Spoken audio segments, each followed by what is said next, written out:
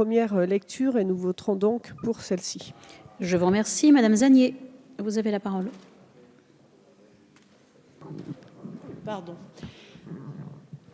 Alors, en 2012, en France, c'est 24 162 collectivités locales différentes qui géraient 35 160 services d'eau potable et d'assainissement.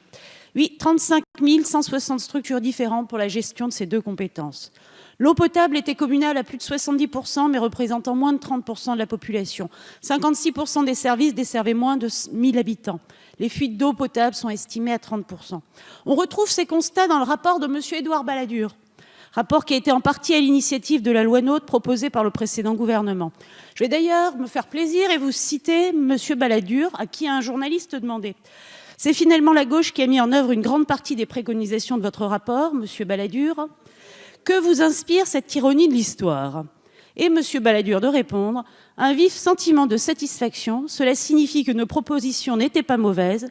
Il y a eu l'élection de 2012, un changement de la majorité qui, dans un premier temps, a fait litière de tous les progrès, mais j'ose espérer que nous aurions pu nous-mêmes mettre en place ce que nous avions prévu initialement. Le fait que le gouvernement de gauche se rallie après une période d'hésitation de 2 ans à certaines de nos propositions ne peut que me satisfaire. Il me semble qu'à travers cette citation, un bon sens dépassant d'éventuels clivages politiques doit s'imposer. Consensus qui avait existé, mais je vous ferai la grâce de relire le consensus. La situation ne pouvait et ne devait pas rester ce qu'elle était. Il y va de la survie de nos collectivités locales et du maintien du service public. La mutualisation est nécessaire. Mais la mutualisation, et je le répète à nouveau, peut s'organiser de manière souple, en tenant compte des spécificités des territoires.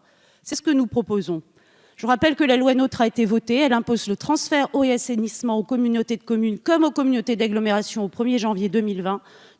Nous avons souhaité l'assouplir pour les communautés de communes. Donc, ne pas voter cette proposition de loi, c'est maintenir cette date butoir pour ces dernières. Merci.